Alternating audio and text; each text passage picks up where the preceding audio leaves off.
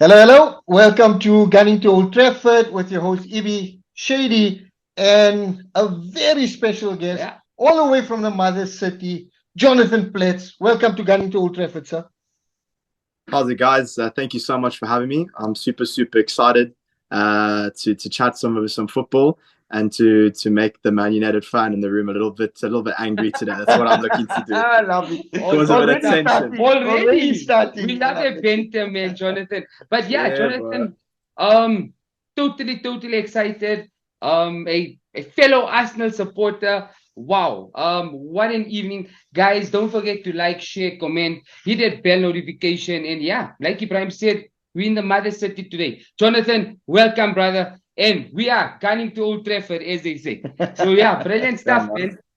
So, Jonathan, from the email that I seen that we invited you on, you're still a bit of a student, so much younger than Abdul and Yeah. myself. We are but what we now middle ages, they say. We are middle ages, yeah. Oh man, we're Yeah. getting on with life. But Jonathan, as a so obviously being a bit of a younger fan, how did you get introduced to Arsenal? Because I'm guessing based on your age, you couldn't have grown up in a very successful era of the Arsenal. So what made you lean towards the Gunners? So my sort of relationship with how I came about Arsenal is maybe a bit more of like a unique one because I actually used to hate watching football when I was growing up as a younger guy. I never grew up in a household. My dad never watched football, and I was always like a big rugby guy. And then when I only started supporting Arsenal very late on, only about like 2015 when I was about that. So that was well, 2015 when I was grade nine, and that's when I like properly started getting into football. And realistically, like I'm not gonna like, lie to you guys here, a lot of my mates were Arsenal fans. So when I first started like watching football and getting interested, I thought, let me give this team a go. And I guess it was just like a match made in heaven because I've just like completely clicked with with what the club's about, the history, the ethos. Oh, Um, amazing Love stuff. it. and yeah, no, it's been a journey, and I picked them up. Jonathan, you remind me Yeah, so much of Blanco Benjamin White. Also growing up, never watched yeah. much football, but a die-hard, a ice cold Zero guy. Love emotions. him, zero emotions. What a Uh, right back, center back, man. Oh, so amazing. But So there were two welcome. things. There were two things that caught me that Jonathan was saying. One, in 2015, he was only in grade nine. Shoot, yeah. Jonathan. I How mean, old is Jonathan? Jonathan, you're making us feel Oh really old today. man. And the second thing, and Shoot. this is I really respect about Jonathan is that 2015 is kind of the emergence of Man City. They Yeah. start, they go on that massive 100%. run. Jurgen Klopp, I think, is about to come into Liverpool, and they're doing their bit. Tough So, years, so, man. so to Tough years. choose the Arsenal at that point, amazing stuff. And I'm glad you weren't just one of those glory hunter fans. Yeah. Amazing No, stuff. definitely not. So, Jonathan, obviously, so if you started watching in 2015, 15. That would Abdul, be at the end of La Professori Arsene Wenger. That would be No, almost no. at the end. Left at Yeah. Well, I mean, Arsene Wenger left 2018, so I 2018. So had you so got good. that towards the three end, years. Yeah, and yeah. that I had that was 3 years the of toxic Arsenal. 3 years, That right? was it. But you know what? Yeah. Taking nothing away. Yes, toxic, but taking nothing away. His ethos, his DNA at that time, with all the bad results, still remained very functional at the club. And he was still bringing in decent players. I just feel, and I'm going to run to, and we're going to ask you, what was your take on the last 3 years of Arsene Wenger? But I just feel his successor, like Manchester United when they got David Moyes in with Sir Alex Ferguson, it was rushed with Unai Emery. Yeah. Um, Very you much. had you had the likes of Patrick Vieira. Ateta was a bit young at that time; he was still learning his pride. But you had Thierry Henry that was doing well. You had Tony Adams that was in line for the job. So I just feel Mm. with Unai Emery it was rushed, and he just never really suited what Arsene Wenger built at the Emirates. So yeah, what's your take on Arsene Wenger and those last 3 years, him at the wheel? At the wheel. So I mean, I came in. I think for when I came in, a very good time to come in as an Arsenal fan. in that moment, because obviously 2015, moving more towards like the 2015-2016 season, we had a fantastic season. Finished second in the league, only team to do the double over Leicester that season, which was unreal considering how good they were. And I mean, we really, in my opinion, just missed out on winning that league season because of the signings that we made. I mean, Giroud was absolutely awful that season.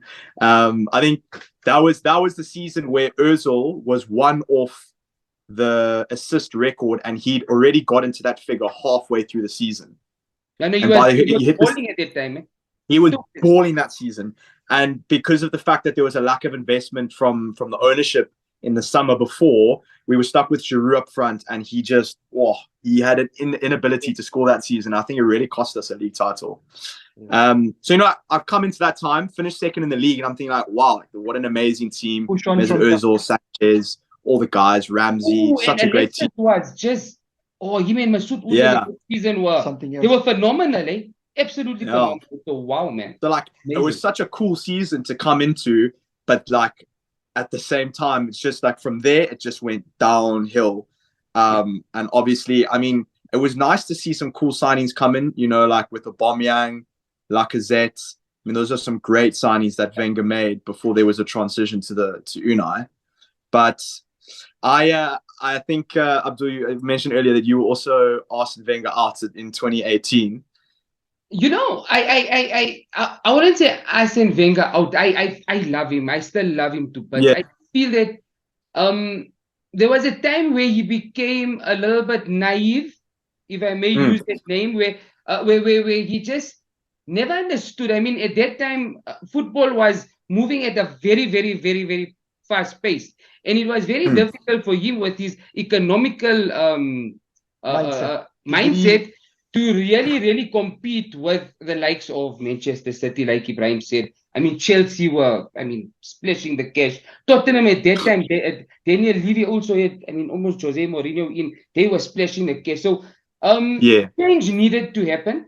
I just feel that, like Sir Alex Ferguson, it would have been amazing if Alex Ferguson still stayed as a maybe an executor, maybe a technical director. That would have been amazing. So I think to differ a little bit from you and Jonathan both. I know you mentioned you also a little bit on Wenger out there, but I think at that point, like Abdul said, yes, it was right for Wenger to go, but I think Wenger overstayed his welcome a little bit too long. So Sir Alex Ferguson, when he won that league title, when the little boy inside Robin van Persie cried to come to Manchester United. And won us their title, 20 times, Man United. It was all because of Robin van Persie. So Ferguson knew it was an aging team, and Man City were on the up, and he would have struggled to replicate it, and it was a good time for him to see himself out. I feel Wenger, if, like you say, if he won that league title that season, I think Wenger would have retired, but he thought he could go, another 1 or 2 seasons, and that then turned the crowd sour. So what was your thoughts on the way the fans, became towards Arsene Wenger in the end? Because it was, as a neutral, or as a rival rather, it was really heartbreaking to see that happen to a guy like Arsene Wenger. Definitely. So I think around about that time, I'd only been watching football for about 3 years or so. And I would now, where I have come to now and how much football I've watched over the years, I think I knew absolutely close to nothing about football back in 2018. And in that moment, I'd started supporting a club that was doing so well and just seen this decline. But I wasn't aware of what Wenger had done before that, how he'd established the club in English football and actually just transformed the English game. And I think that, coupled with a very immature response and immature knowledge of football, my response was like Wenger out and very toxic, and just like a lot of fans were. And I look back on it now, especially a year and a half ago, having read his book, which was an absolutely phenomenal read, knowing that the attitude I had at the time was completely inappropriate, one. And two, it wasn't really based because people didn't understand what he'd done, not just for Arsenal, but for the English Premier League as a whole. I mean, you think about how he introduced like stats and stat padding and that kind of the different kinds of professional facilities like sports psychologists, nutrition, things like that were never done in English football ever before. And I just think for the fans to turn on a guy that's done so much for the club and how I acted in that moment, it's not something I'm proud of, and I don't think a lot of Arsenal fans should be proud of that. But I think it's football recency, as they call it, because I remember at the Recency time, just before the Glazers came in, and Sir Alex went also a year or two without winning a title. And there was a big part of the not the faithfuls, but I don't want to say plastic fans, but the fans, they just come in to see the wins only. They're not there to and they were calling for Ferguson's head as well, right?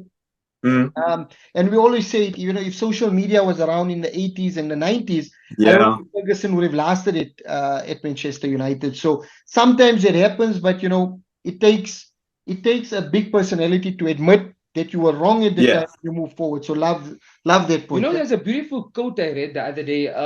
Arsene Wenger built the Emirates, and Mikel Arteta turned the lights on. He turned the lights on. It's making the rounds, and it really makes so much of sense. But I want to move quickly, swiftly to Unai Emery. And good evening, Jonathan. Right? Good evening. Good evening. No, good evening. He gets so much of slack from the Arsenal faithful and all of that. But do you know Unai Emery was the one that brought Saka, Emile Smith-Rowe, Eddie Nketiah, and gave them the opportunity in the first team? So, really, really believed in the development of the club, but just never really suited the ethos and the DNA. You know what I mean? We need a guy like Mikel Arteta, Patrick Vieira, Thierry Henry. That's what the club is about. It's legendary, the giant, and you need that ethos and the DNA always pumping through their veins. So, what's your take on Unai Emery? So, Abdul, I couldn't agree with you more that, there's a lot of positives that came out of Unai Emery being the transitional manager, for the fact that he actually brought through a lot of the academy prospects. And I do agree with you at the end of the day. I don't think it would have worked out long term. And we know it didn't, because of the fact that he doesn't have that value and moral system and what the manager demands that Arteta's done now. But that being said, what I like to sort of think now that I like to say now I know more about football, I properly sort of immerse myself in that environment. One thing that I didn't know at the time is when Emery came in as a manager, our board was an absolute shambles. We had Gazidis. What's his name? Was Gazidis? Yes, and he moved to AC Milan. He was terrible, eh? He was terrible. He was awful. And at that time, what had been going on for so long at Arsenal, which we don't see now, is the board would make signings and they didn't actually make signings that the manager wanted. The one that haunts me, that I go back to all the time, is we are absolutely humiliated as a club for spending £72 million on Nicolas Pepe. And we get ruined. I can't say anything about Anthony because of what happened with Pepe. I can't say anything about that. But that being said, it was actually Emery that came to the board and he said, guys, I want Wilfried Zaha. And the board said, we're not going to buy you Wilfried Zaha. We're going to spend triple the money or double the money. We're going to buy Nicolas Pepe. And it came out years later, and Emery was saying to the board clearly, like, why go buy a winger who's had only one good season, who doesn't know the league, and who isn't a particularly physical and dominant winger? Let's go for Wilfried Zaha, frame proven, and he's physical, his technical ability is so good in one-on-one. And I just think, like, when you're not backed by the board as a manager and you can't bring in the players you want to bring, and on top of that, the Kroenke's financial contributions at that stage in the club, I think a lot of those things are very big reasons why Emery didn't do well. 100%. Because I think if he got the financial backing that Arteta's had now and the kind of investments and the ability to make the signings he wants to make, I'm not saying we'd be better off, but I think he would have done better. That's what I'd like to say. And you see the difference, right? Like now also your board were willing to back Arteta with £100 million offer for Mudryk, a £70 million offer for Caicedo. And when they can't do those deals, they go out and get what the coach wants. And that's what you guys got in Trossard and now Jorginho, right? Players that light up when you talk about them, but are But they're functional for the effective. team, And right? they're very effective. Yeah, Very, very 100%. Yeah, effective. definitely. So now the Unai Emery era, it doesn't. I mean, obviously, it fails to really get going. There's some moments, glimpses of glory, whatever. But then Emery gets the sack. Before Arteta comes, you guys try a bit of interim coaches here and there. I think Freddie Ljungberg came in for a bit. Yeah. Freddie, and then it was It Freddie. didn't. It was just, it was Unai, Freddie, and then straight into Arteta. But didn't Freddie do it with somebody? There were two of them, right? Didn't Freddie have a? No, he was. I don't think so. Let I me think it not was fight just with Freddie. you. No, he was. Freddie actually was very close to get the full-time job. You know that. Yeah. He was very, very, very, very close. However, the emergence of Mikel Arteta. And when Arteta comes in, Abdul, there's parallels being drawn, right? Because Arteta comes back to the Arsenal from obviously being, under the pupillage of Pep Guardiola at City. You have Ole Gunnar Solskjaer at Manchester United. You have Frank Lampard at Chelsea, and automatically the comparisons start. Yeah. Right. Mm. In that first season, it looked like Lampard was the one that's doing all the moves, and Solskjaer and Arteta are probably going to get the sack. That's what it looked at, right, at that point, and that's what the pundits were saying. What were your initial thoughts at that time? Did you think Arteta was the right man for the job, or did you think Arsenal rushed to give Arteta a long-term deal? So, I mean, I'll go back to my same old that I'll say for a lot of these things. Still, even at that point, that was like 2019, 2020. I didn't really know nearly as much about football as I know now. Like, I'd say in the last, a year or two, football's become like a very big passion of mine. And it's something that I literally read about it daily. And I feel like I understand how things work and just the game itself a lot more because I've never played football. So I only understand it from what I can watch and, reading stuff online. So I think around that time, I was just one of those sort of hyped up younger fans. It's like, well, why bring in this young new manager when we can go get guys like Max Allegri or I think I might be wrong, but I think there were shouts for Pochettino to be sacked. And I was thinking, why can't we bring in Pochettino? Like, let's bring in managers that are proven. So I'm thinking to myself at this time, like, oh, well, this doesn't make sense. But let's give it a go. And, obviously the FA Cup win made it a lot sweeter because we finished 8th in the league. So everyone's saying like, okay, well, we can trust this process. And then you had the next season where we finished 8th again with no trophy winnings. And I mean, geez, that was enough to make any Arsenal fan not have much confidence in him. True. But I mean, what I love that you said towards the end, it's trust the process. And I think football nowadays, coaches don't get enough time. I mean, you look at Tuchel at Chelsea, won in the Champions League, and then 6 months to a year later, he's out of a job because he's gone sacked because of results. And I love that the Kroenkers actually stuck with Arteta through all of the calls, all of the difficult times. And you kind of bearing the fruits now of all of that because guaranteed at the beginning of the season, nobody backed Arsenal not to win the league, but not even to get top 4, right? Because you had City, you had Liverpool, you had Chelsea, Ten Hag at United, Newcastle on the rise. Everybody's thinking, these are the guys that are actually going to do it. But you back the process, you stuck with the process, and your coach is doing things, right? Do you think now, obviously that, you fall back on the thing saying, you didn't know much about football then, but do you think Arteta has, especially now being backed in January, which Arsenal normally don't really do, and they've backed him with 2 solid signings, do you think Arteta has what it takes, and does he have the squad to take you guys all of the way? Out of the FA Cup, out of the League Cup, the focus is the Premier League. Can you guys do it? So I think any Arsenal fan that still says right now that you can't trust the process, and there's a lot of Arsenal fans that are very critical of that whole statement. I think anyone who puts on an Arsenal shirt now that doesn't support Arteta is there's got too much ego and too much pride to go back on what they were saying a couple months ago. Because at the end of the day, even when you put the football aside, like as an Arsenal fan, it's so easy to see how much better the football is. But putting the football aside, you look at how Arteta's handled situations in the last year, how he's completely transformed the club. I'm sure both of you have watched the Arsenal All or Nothing documentary. Brilliant. And Absolutely Guarding to brilliant. Old Trafford was punting that for a long time.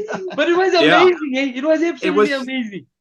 Wow. Exactly, because you just saw all these nitty gritty, like to the smallest thing, like whenever Arsenal plays an away game, they bring banners with them, like Correct. Believe or whatever, and they put it up, and it's because there's just this whole belief and this new way that there needs to be positive encouragement and positive words and a whole different environment of discipline.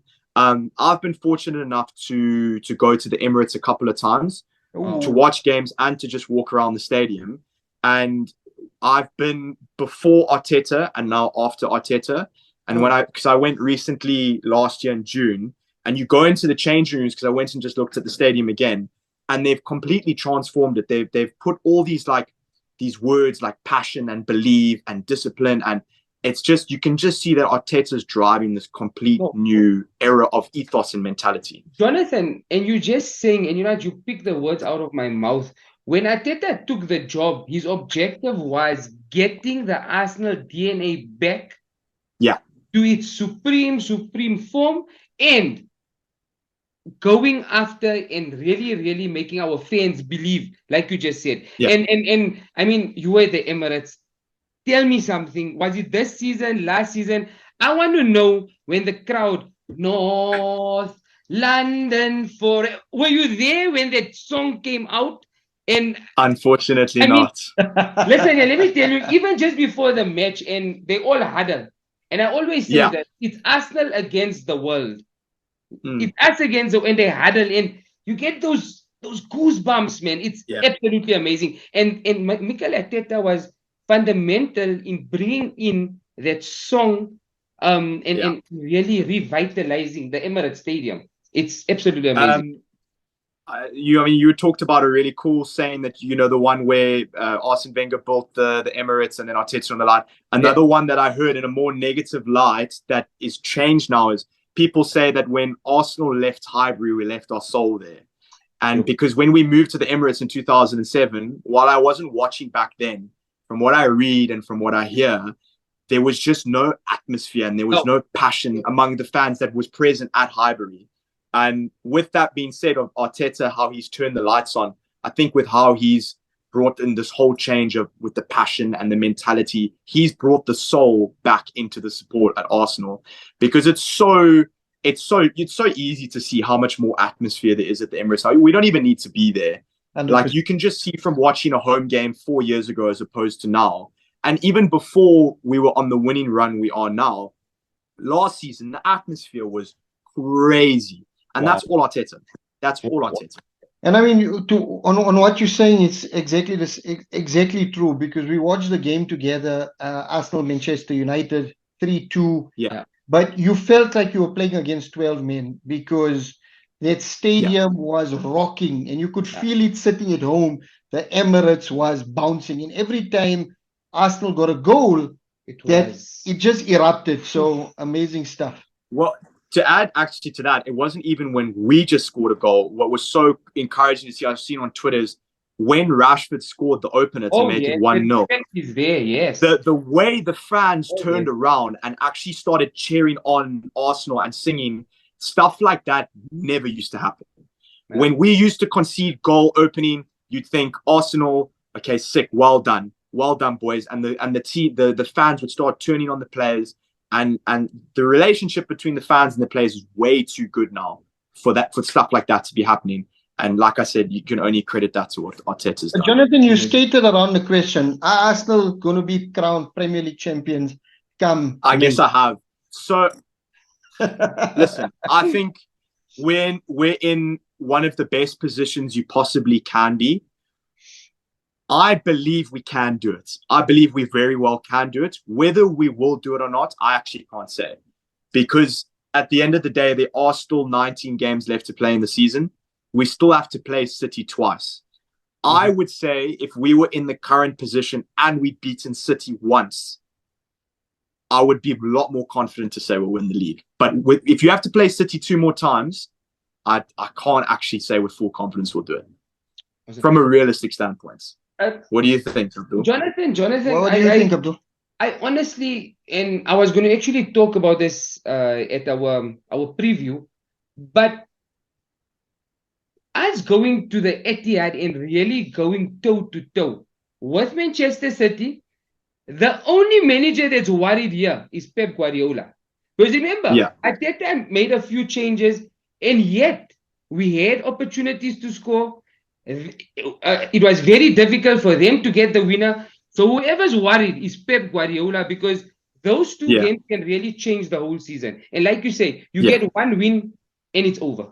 All I want to add as a Manchester United fan, and I beg you guys, and I ask you people, please do not behave like Liverpool fans if you win the league. No, we humble guys. No. Show respect. No, we humble people, have man. Class. We humble guys. You know, don't be like the Scousers. 100%.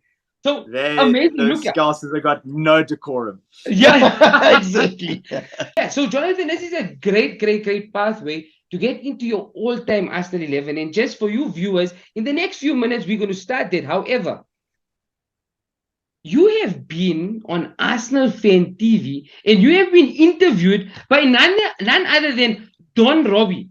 Jonathan. Don Robbie. Let us know what's it. I mean, how is it feeling? I mean, we watch them all the time and they're just so passionate, man. So, how was it experience? You know what? It's one of those memories that as an Arsenal fan, I will never forget, especially because it was just after we played Chelsea at the Bridge in the start of 2020. It was one of Arteta's first couple games in charge, where we pulled back an 85th minute Hector Bellerin winner to draw the game 2-2 after David Luiz had been sent off. So, you know, to be there in the away stand, you're coming out of the energy, like buzzing, so much like atmosphere and excitement. And then you see that little crop circle of guys huddled around. And I waited. I said, I'm getting this interview one way or another. And I spent about 3 hours out in the cold London, icy nights, 9 degrees. My feet were aching, almost missed the last tube home, but eventually got the interview. And oh man, I'll send you guys the link. I was so buzzing to get it. Brilliant. I don't know about Arsenal Fan TV. At the point where Arsenal weren't doing the greatest, it seemed like AFTV was bigger than the club, but it's kind of balancing itself out. Much respect to the guys from AFTV. No, definitely. Especially Don Robbie. I mean, he's the thinking behind it, and I don't think he's part of the group that look for the clicks and stuff, right? Those were other guys. But the way Arsenal Fan TV has also evolved, it's similar to how Arsenal have now evolved from that poor form and now into a great form. Arsenal Fan TV has become more watchable, more fun. And I love that about this. And like we say about the fans at the Emirates, Arsenal Fan TV, you can see they've got that personality, that swagger back. You know, they're happy. But they're ingrained with the club, and that's one thing I love about Arsenal. They are for their fans, because the club have looked and seen that AFTV are a big part of the Arsenal culture, and they brought them in. You know, they did a kit launch with them. They invite them for stuff, and that's amazing stuff. So, Jonathan, before we get into your all-time 11, just talk us through some of your memorabilia that you have, and because I think that's something that will get Abdul really nice and excited. Don't make me too excited. I'll try my best. So it's not like a massive collection or anything. It's just a couple of things I've been fortunate enough to pick up in the last couple of months, because I've got a very good mate who lives in the UK. So it's very easy for me to ship things to him, and then he brings it back. So I mean, I'll start off with.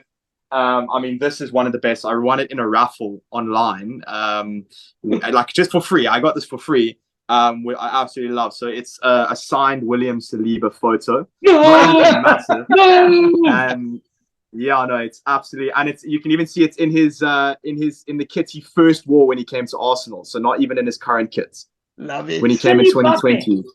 Saliba. Oh my God, man.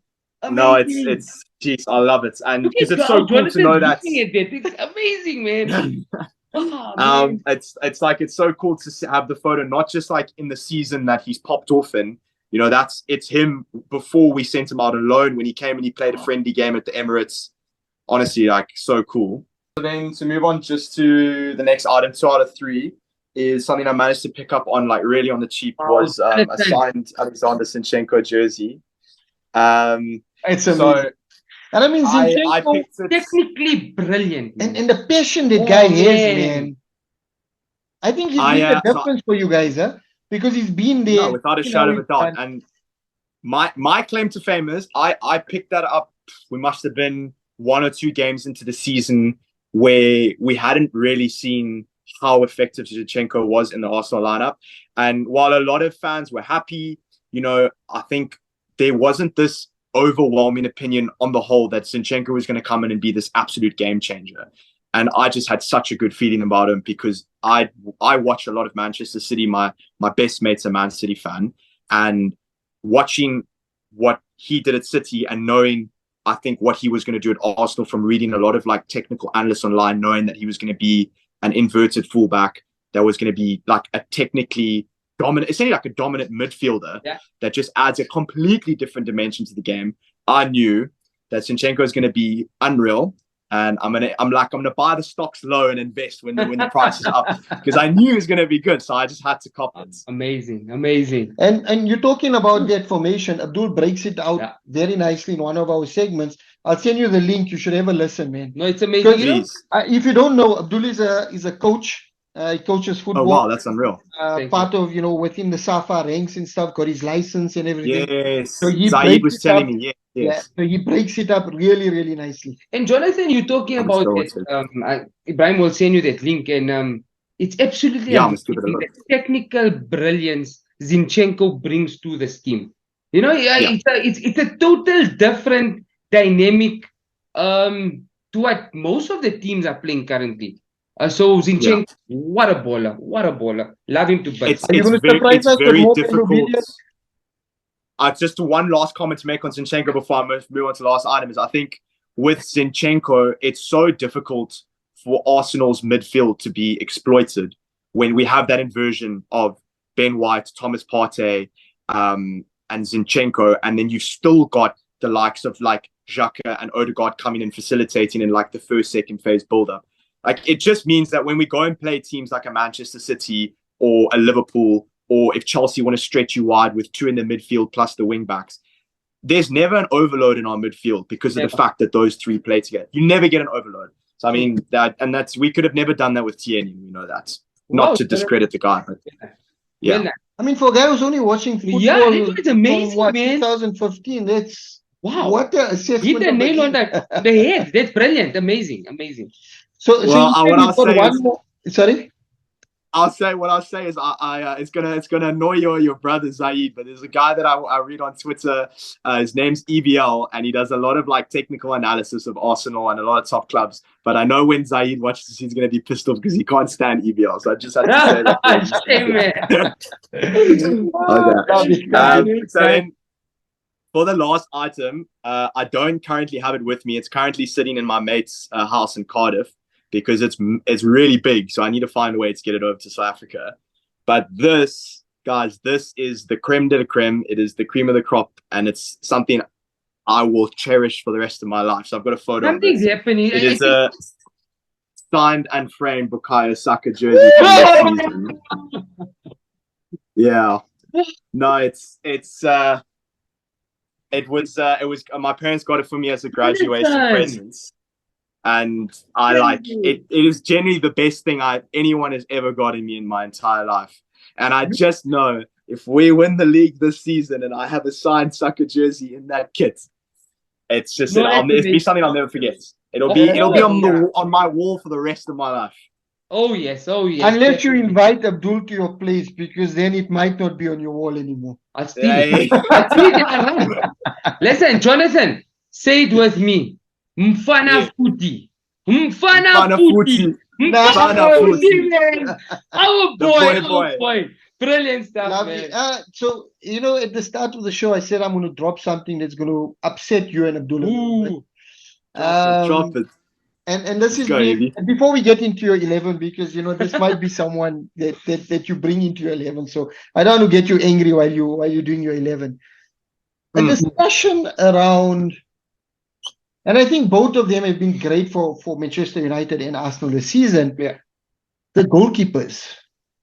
There's this myth around David De Gea and what he brings to Manchester United, but Ten Hag came out and said that it's because of him that we keep a lot of clean sheets. So Jonathan, De Gea, Ramsdale, what's your take on it? We had a Arsenal Manchester United mixed 11, and we had a third party, and he chose Ramsdale over De Gea.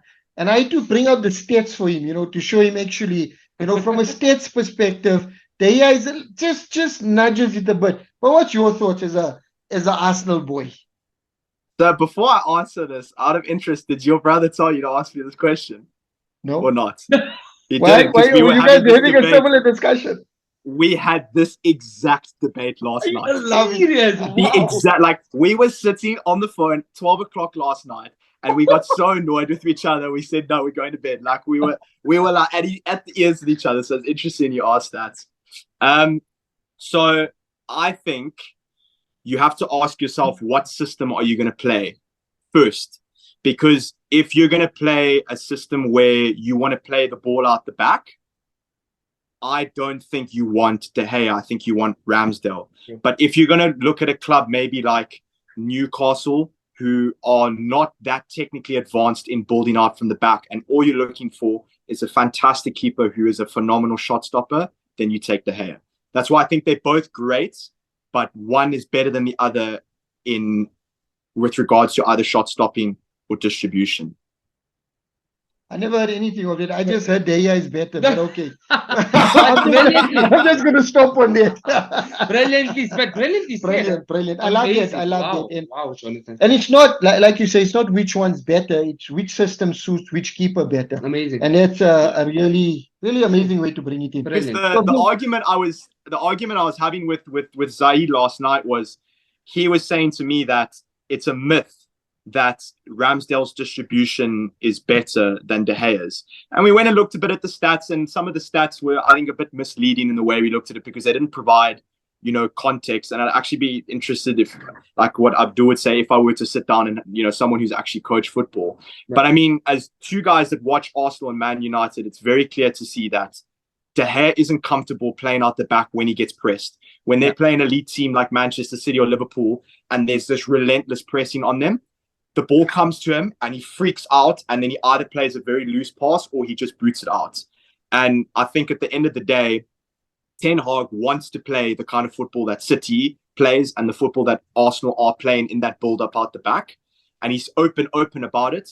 So I would be very surprised if Ten Hag hangs on to De Gea in the next 2 seasons. But I think again, I think stats can be misleading, and also certain scenarios can be misleading. But I think De Gea with a front two of Maguire and Lindelof doesn't build him with confidence to be able to take time on the ball and know that he can play that ball. That is true. But I think a few times when they did try to play it out, you got the likes of Maguire making mistakes. Fred was a bit loose when certain passes came out to him.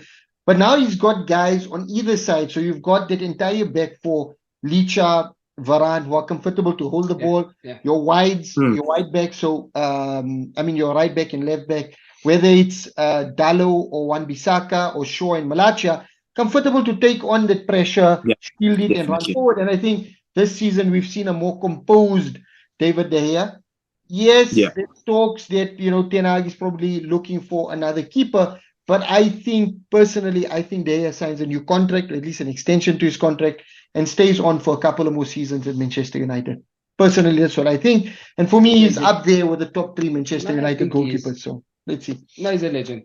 Abdul, amazing. Wow. So, Jonathan, that was absolutely amazing. I loved it. But now, the most interesting time of the show. Jonathan Pletts, all-time Arsenal 11. And let me tell you, Jonathan, if you're going to start off from 2015 right up until our current squad, you are spoiled for choice. So I am indeed. As you know, if you watched before, when we take out the black book, and the pen. This is the orchestra. No, the conductor of the orchestra. This pen here, Martin Udegaard. This is what he uses, right? So yeah, we're ready for you. Ibrahim's going to bring you in, and let's enjoy it. I can't wait. I cannot wait. And Jonathan, remember, this is fantasy stuff, right? Yeah. It's what fantasy is made of. So you're not Yeah. limited to 2015. Yes, you started watching in 2015, but if you've read through it or watched highlights of all the games, Yeah. you're more than welcome to bring any Arsenal player Please do. that you feel would make your team better, right?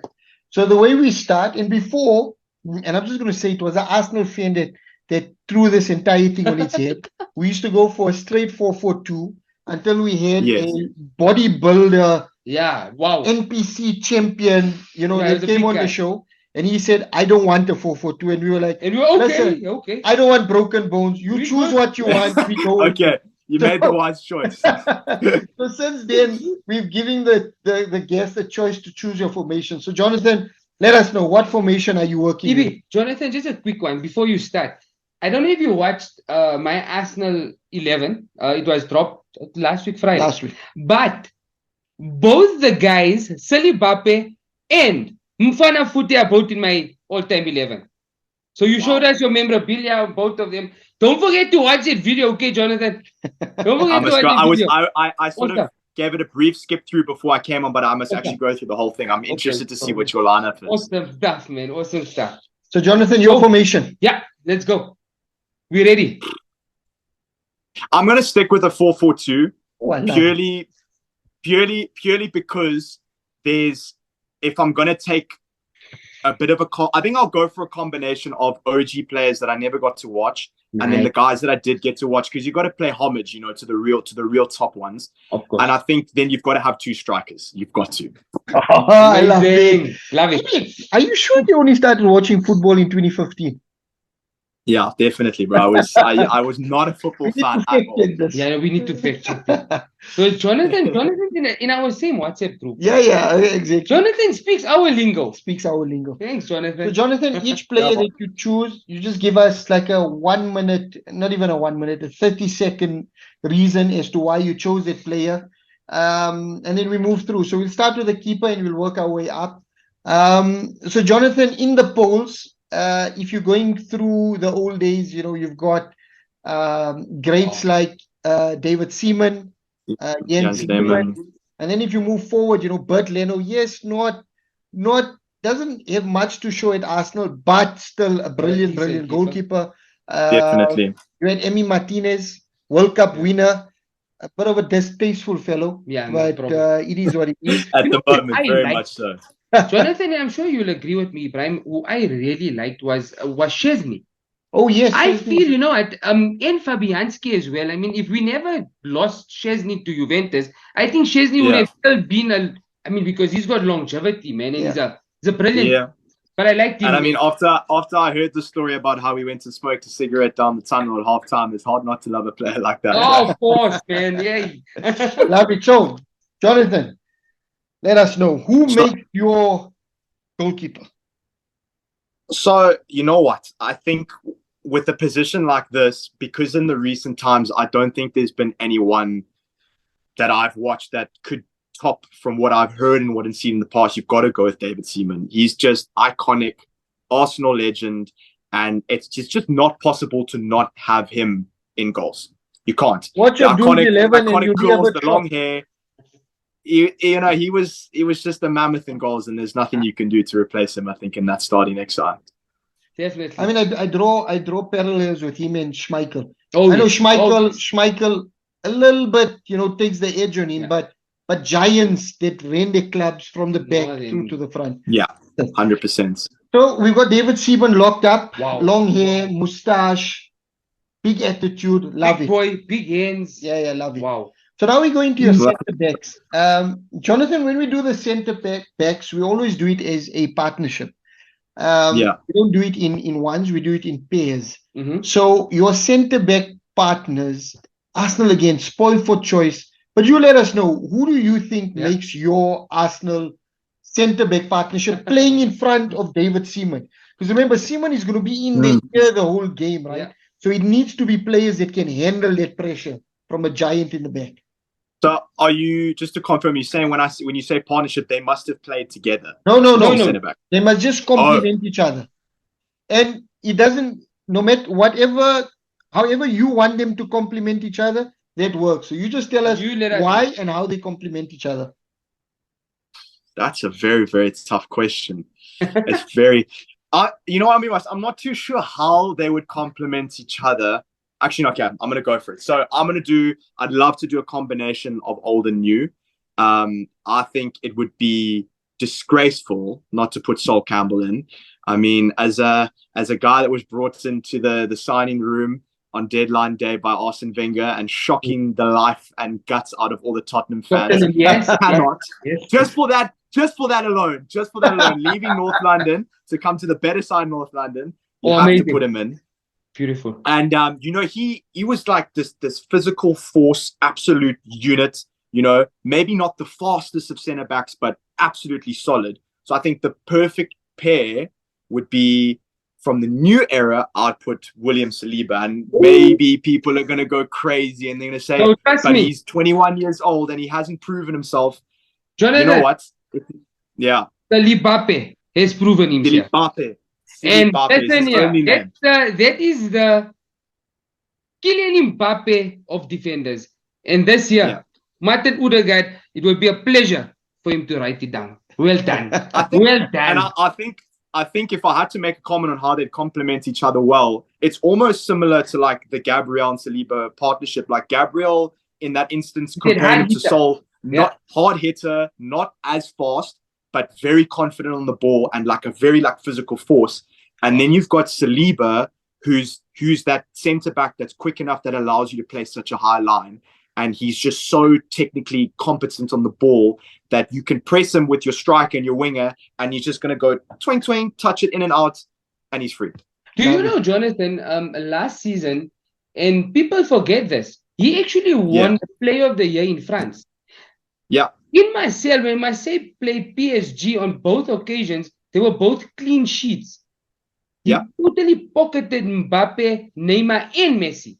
And that's the truth. Yeah. I know. I know that. And there's this iconic photo where Mbappe's one-on-one with the Marseille keeper, and Saliba makes this last-ditch slide tackle from behind, and he completely wins the ball. He touched nothing of Mbappe, and it's like this amazing photo. I don't know if you've seen it. It's unreal. Well, brilliant. I mean, the player that reminds me the most, or two players that remind me, that Saliba reminds me of, Rafa Varane at Manchester United, Rolls Royce, and Rio Ferdinand. Silky smooth. Rio Ferdinand, never used to get his shorts dirty. Oh, yes. But what a defender.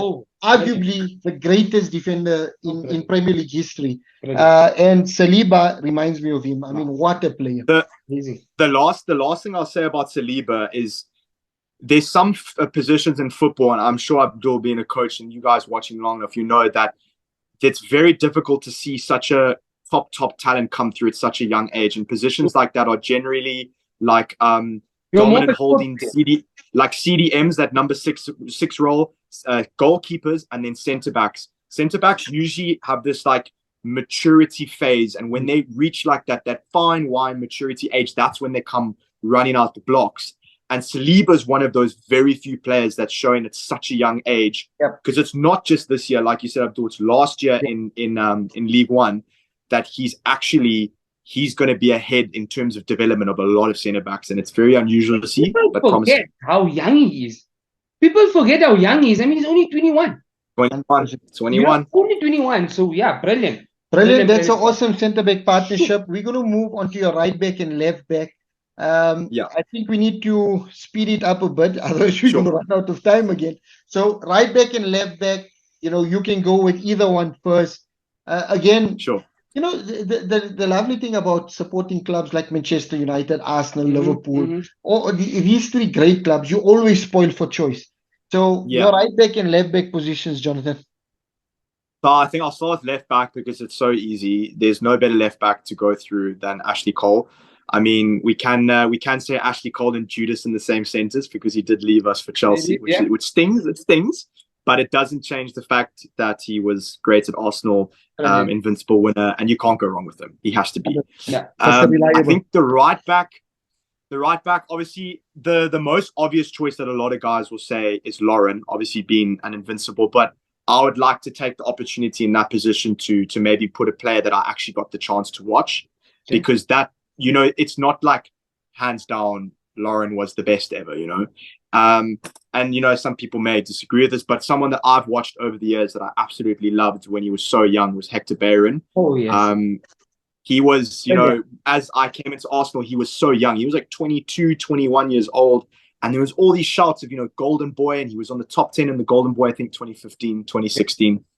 So as a right back, I got to watch before he tore his ACL, and absolutely, his career kind of went down from there. And in his good years, at Arsenal, I loved him. So I'll put him in there because just, as I got to watch him. Hector Bellerin, joined Arsenal at a very tender age, if I'm not mistaken, 14, 15. And also, like Cesc Fabregas, came from La Masia. Yes. You know that? So Arsene Wenger was brilliant in pumping these young guys that were technically out of this world. So Hector Bellerin, I'm not sure if you know this, but when he did come from La Masia to live in London, because he was so young, he actually lived with Mikel Arteta and his girlfriend at the time. Oh, wow. Because he was the captain of the team. It's an education. Well done, Jonathan. So, let's go through it and we'll pick it up. So now, Jonathan, we get into your center midfield pairing. Again, like your center defensive pairing, your center mids also need to complement each other. And if you're going for a 4-4-2, you need a really strong center midfield partner, but you also need one that can venture forward and really, be that maestro for you in the middle. So who's your two that stands out for you in the middle? Again, obvious first choice, anchor, unit, lock down that midfield, Patrick Vieira. It's non-negotiable. There's no one else that you'd want, especially if you're playing in a 4-4-2. There's no other player that's played for Arsenal that's going to hold, if you're going to play that formation, that's going to hold that midfield down. Yeah. To pick a second centre mid is tricky when you consider the fact that you've got to play the 4-4-2. So I can't just say, I'm going to put Ozil in there, because you can never play Ozil in a 4-4-2. No. You know what? And I think the obvious choice is, if they have to complement each other, is you put in Gilberto, his centre mid partnership, because I don't think there's another player that I've watched that would be able to complement him well enough without compromising the fact that you've only got two midfielders, So I think I'd go with Gilberto. The invincible wall. Gilberto with gloves. I mean, he was amazing, man. The invincible wall. What a player. And I mean, all the guys I would have chosen would have been too attacking, the new guys. But again, listen, if you want to, you can, right? You know what? And when we say compliment, we don't mean they really, it needs to be on paper compliment. If you feel that would complement it, you're more than welcome to. So if you want to stick with Gilberto, by all means, but if you want to swap it up for an attacking player, you're more than welcome to. But we're going to give you 5 subs. So you'll have an option to do that. Your right midfield and left midfield. I don't want to be in your position, man. Your left midfield is going to be a tough one. Right midfield is going to be a tough one, especially if you're looking at the past and the present. Yeah. Okay. So right mid, I'm going to make it so easy. I'm going to piss off every single fan that's not an Arsenal fan, and I'm just going to say Bukayo Saka. Has to be Bukayo Saka. I love it. There's that one player that when you, in the first couple of years that you start watching football, that you fall in love with, and that's the player that makes you sort of have a greater appreciation for the sport. And for me, that's Bukayo Saka. How he's come up. It's almost as if you and Abdullah are twins. Did we speak before this, Jonathan? Was it just our brainwaves? Yes. No, and you know what? For me, his character and his personality, how he dealt with the racial abuse that he endured after the Euros, how he bounced back from that and still had a phenomenal season with Arsenal, carrying the team on his back, even though we missed out on top 4, then going to the World Cup and showing the world, because it was at the World Cup, I believe, that, reprobate fans like Ibrahim will actually say now that Saka is a really good player. Awesome. So for me, it has to be Saka. It has to be Saka. Brilliant. Love it. Wow. Left midfield. Sure.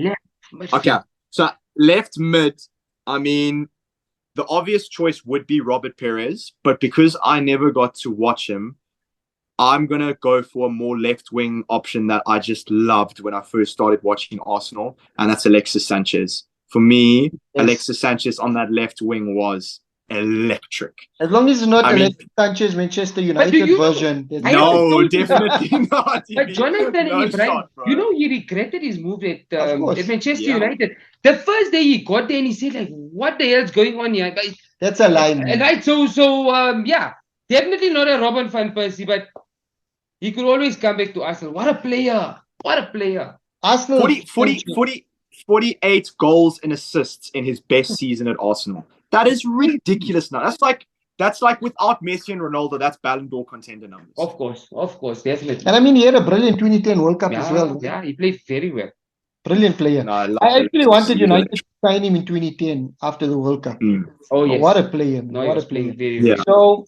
So you've got the snake on the left and you got a champion on the right. That's amazing. We're gonna go up front. So you went for the flat 4-4-2. You wanted two strikers.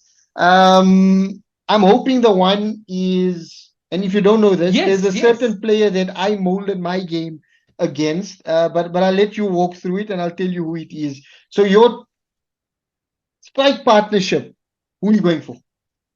So the first, again, is a very, very obvious choice. Obviously, he did play on the left wing, but because of, who I've chosen the left, he did play striker, as was Thierry Henry.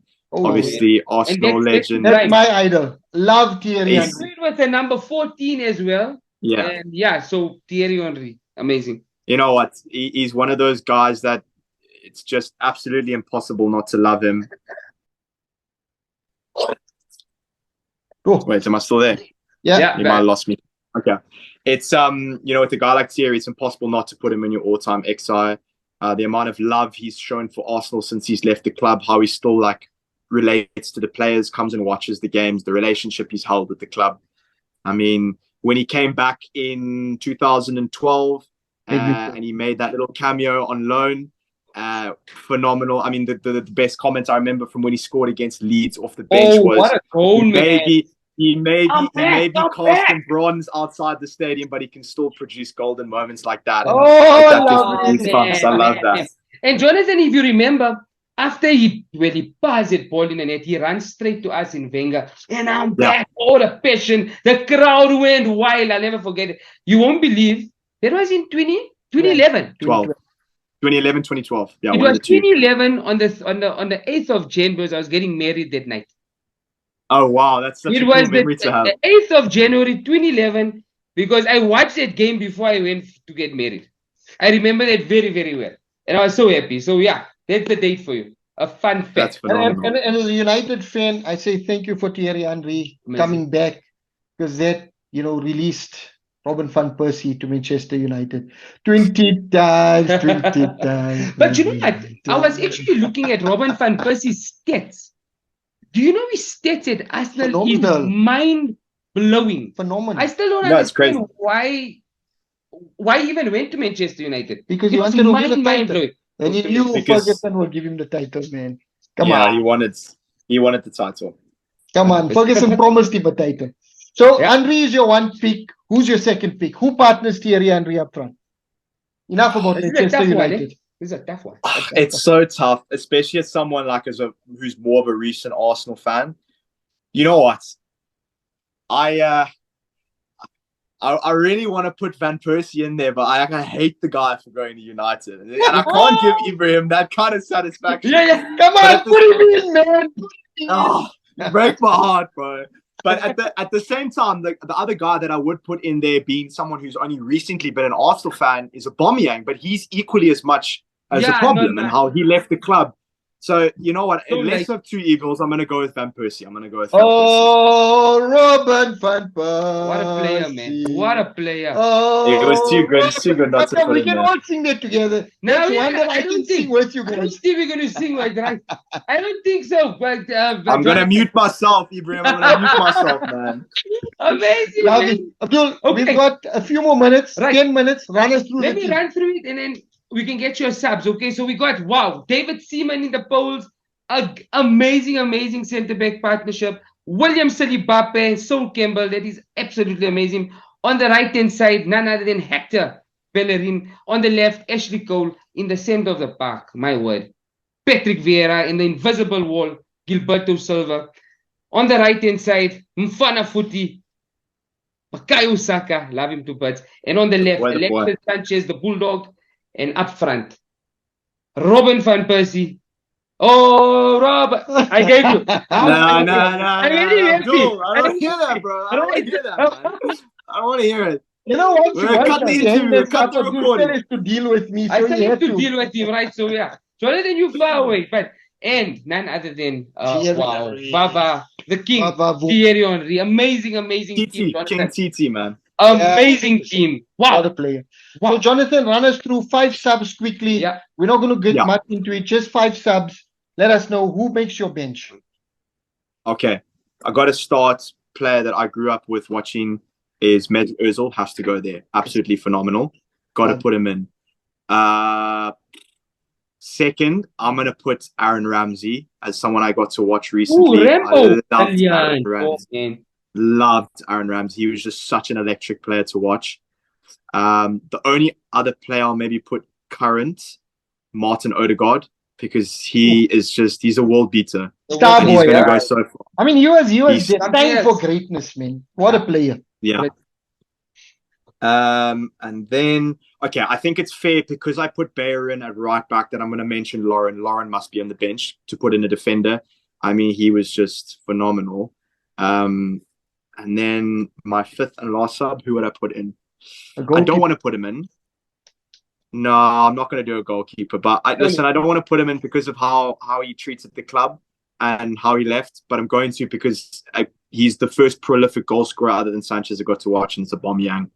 I mean, even though he had a really bad relationship in the end, the goals and watching him play was it's electric to watch. And just to come to Aubameyang's rescue here, before his problem with Mikel Arteta and his disrespect to the club, he was phenomenal for Arsenal. Yep. He was our captain, baller, man. He was a captain. I mean, he did absolutely amazing. From Gabon. Gabon.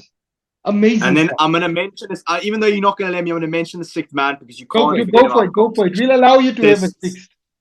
Cesc Fabregas has to go there. Oh, yeah. You just made a pool very, very happy. Cesc Fabregas, man. Gotta go. The kid, man. He was the OG kid. Yeah, he was the OG If all fails, I mean, the OG kids are the class of 92. Let's get one thing straight, guys. They went on to win championships and titles.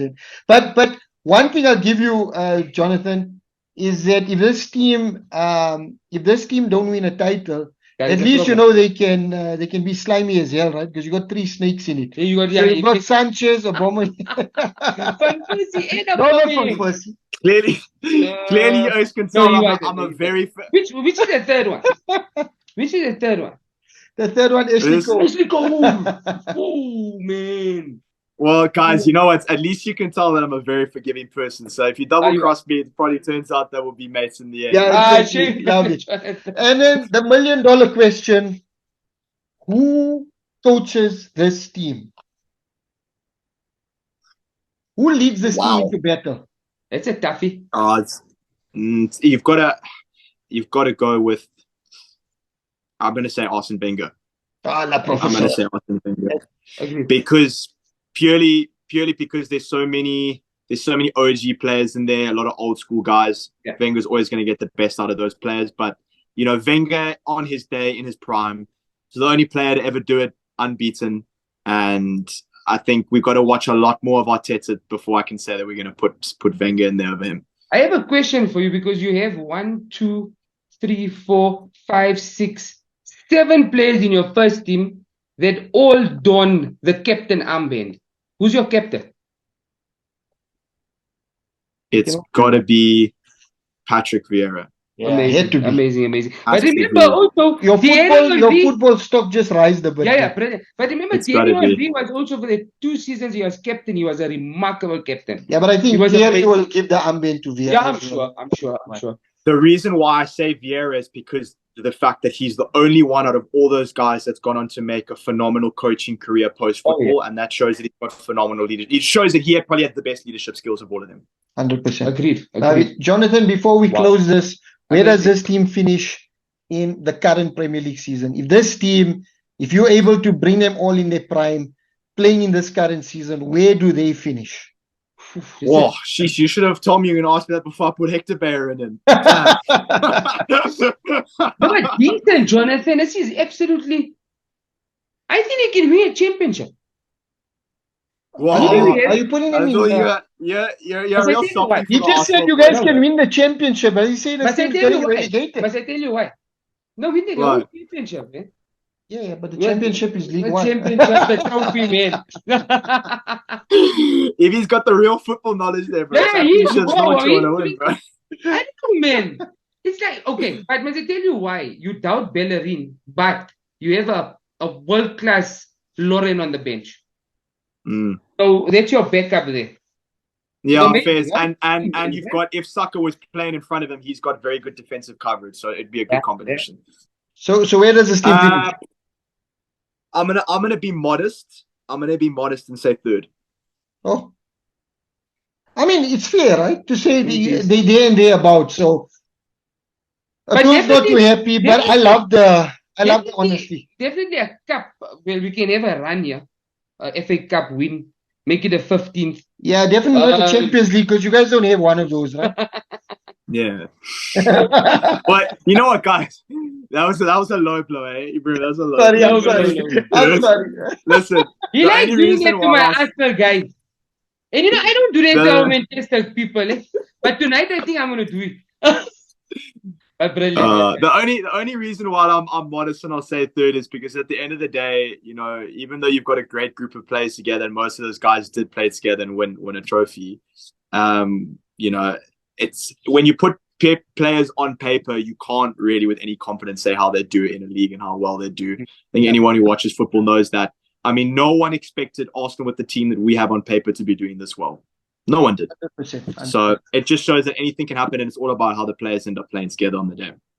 Jonathan, Wow. it has been amazing, buddy. Like we always say, once you come once on Gunning to Old Trafford, you become family of Gunning to Old Trafford. You have an open invite. Whenever you want to come on, please let us know. Whether it's on YouTube, whether it's on an Instagram Live, just let us know and we'll make it happen. Amazing. Abdul. Wow. Jonathan, it's been an absolute, like Ibrahim said, a pleasure. And can't wait to meet you in person. Can't wait to, share your knowledge with us. And like Ibrahim said, you are a brother, man. You're part of the family. So Thanks, guys. amazing stuff. Good luck for the rest of the season. It's going to be a brilliant end to the season for us. And there's going to be a lot of ups and downs, but hang in there, my man, hang in there.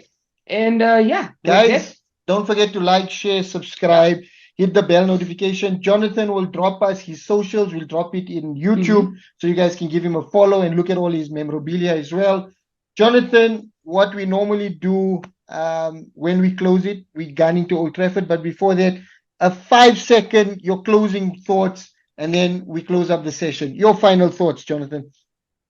I'll just say thank you so much for having me on today, guys. It's been such a great time chatting to you. I'm not too sure how happy I feel about joining a family with so many United fans in it, but you know what? Like I said, I'm a forgiving guy. I can compromise, and I really will take you up on that offer to come on again. It's been great, so thank you so much. Thank you. And Jonathan, we go on 3. We are gunning to Old Trafford. Abdul, count us down. Are we good? All together. 3, 2, 1. We are gunning to Old Gunning to Old Trafford. Thank you, Jonathan. All the best. Bye-bye. Bye-bye.